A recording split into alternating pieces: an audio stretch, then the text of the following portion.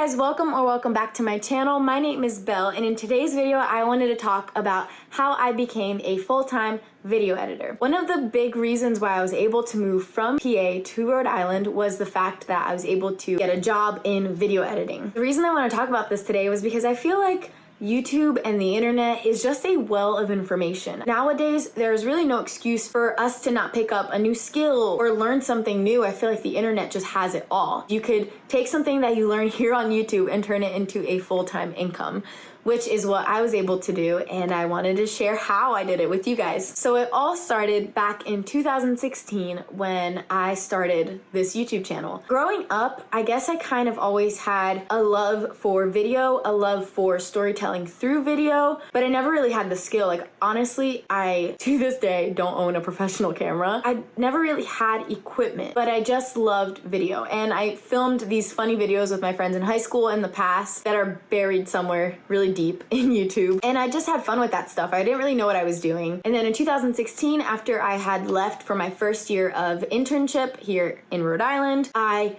really felt inclined and really honestly felt like God was pulling me towards starting this channel. And I didn't really know what I was doing. I kind of had this concept of like, okay, I guess it'll be like a journal online. I remember I was working on this old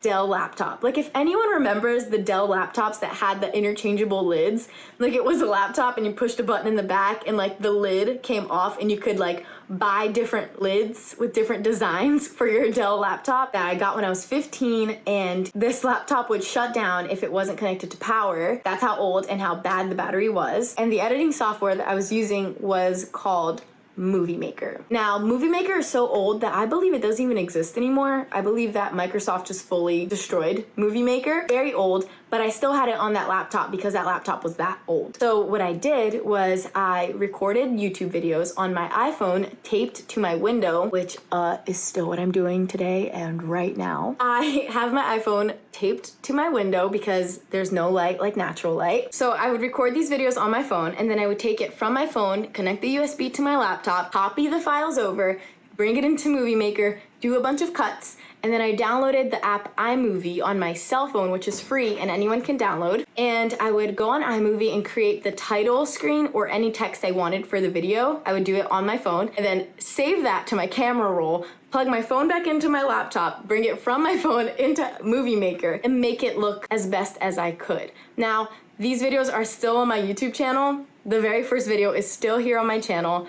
You can go see it. That was the process, and honestly, it wasn't that bad. A couple months into having a YouTube channel, I was able to buy my very first MacBook. I do think that made a huge difference. I was able to download iMovie, which is free and anyone can use, and I would still record, vlog, everything on my phone. It was just now easier because I would airdrop all the footage onto my laptop. It wasn't slow. It worked when it wasn't connected to power. All those things that a normal laptop should do. That really was a turning point for me. I started watching so many YouTube videos about iMovie, how to cut, how to add music, and just started to learn these things that are just out there. Anyone can learn them. These videos are out there, and iMovie is really simple. I'm actually thinking about doing a video on the basics of iMovie for anyone that would like to start a YouTube channel but doesn't want to spend money on something like Final Cut or Premiere, even the iMovie app. I have done a lot of playing around and I have finessed the iMovie app, and I feel like you can do so much with the free editing softwares today. So yeah, I just started editing on iMovie, learning how to do what I could. While iMovie is limiting, you could do so much. This is right around the time where I posted this video where I went to the beach with my friends, and my boss now saw that video back then, and at that point he was working with a lot of freelancers, was looking for someone to edit wedding films. He approached me with it like, hey, would you like to edit a wedding? This is something I had never done before. Uncharted territory for me.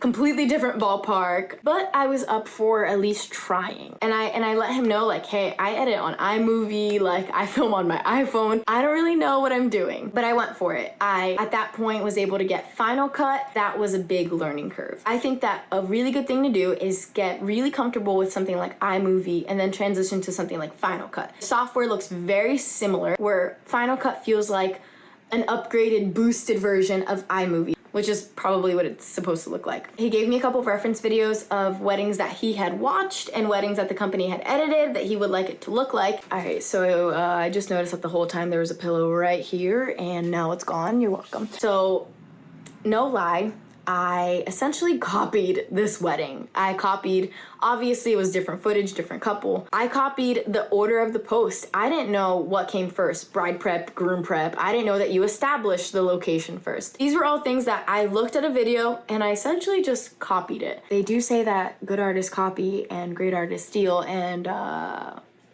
that's what I did. But that's how you learn. You know, I didn't really know what I was doing. In this process, it took me about a month and a half to edit a 5-minute wedding video. And it was a huge learning curve along the way of like thinking that I lost the entire project. Now I know that all I had to do was relink some files and it wasn't the end of the world. But back then, I didn't know that. And so I restarted everything from scratch once it was almost finished. So there is a learning curve and there is a process, but I was determined to getting this thing done. Eventually, I turned the project over to him. He liked the product, he liked the video, and he offered for me to edit another one. Now I kind of had a little bit of a feel for wedding videos. I watched a ton of them to learn as much as I could. I edited my second one. And then after I sent him my second one, he was like, oh, hey, do you want to edit all of our videos? So we kind of started on this journey of me becoming the freelance editor for this company. Eventually, even when I moved back to Philadelphia, they would send me hard drives for me to work on from Philadelphia, and I was able to work remotely. And the more I edited weddings, the more I learned about what it was supposed to look like, the more I learned how to tell a story, the more I learned about how music influences what the viewer feels,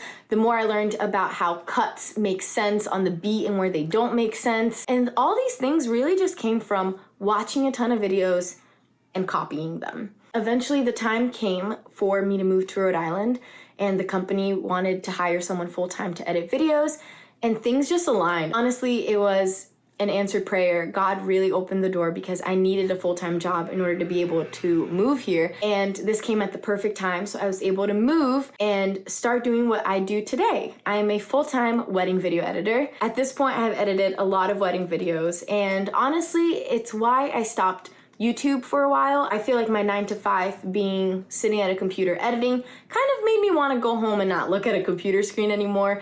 But things changed in life, and I'm so excited for this and excited to get back to doing this. But the point of all of this is to say that if I can do it, honestly, anyone can. I think video editing is a huge opportunity. Growing up, everyone kind of wanted to be a photographer. Everyone bought a camera, took like photos of flowers way too close up, put a filter on them, put them on Instagram, the good old days. But what I've realized is that there's not a ton of video editors. I've come across way more photographers that have a great eye, that are incredibly skilled. I think there's a bit of a gap to fill within the video editing world. It's a skill that does require patience and time, but I really, really feel like anyone can do it. I learned everything I learned through this platform, through YouTube. The amount of times I have Googled how to do this transition, how to do a time remap, how to do a speed ramp. My favorite effects and flares to use on the wedding videos that I do today is a free pack of effects that I got off of YouTube. If this is something that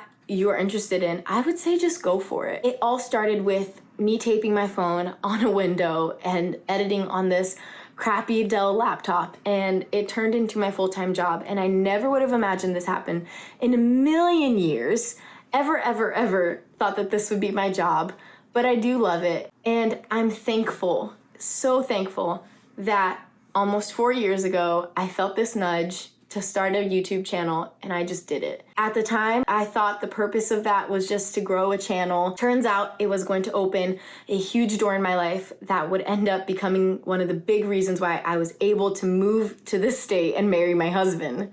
At the end of the day, all I want to say is just go for it. If there's something you want to do, whether it's photography, whether it's video editing, whether it's graphic design, whatever it is, starting a small business, I think if I could do it, I think if I could learn how to edit because of YouTube, I think anyone can do it. It's not gonna happen overnight. If you're disciplined, I think you'd be shocked at how good you could get at something in a year. You got this. If you need to copy, look at what other people are doing and practice by copying. Practice by trying to recreate the same exact thing. Get your skills sharpened. Learn from other people. Learn from this huge well of information that is Google and YouTube. All right, so that is it for today's video. I hope you got something out of that. Make sure you hit like and subscribe. I post on this channel every Tuesday and every Friday, and I will see you guys on Tuesday. Deuce. There's a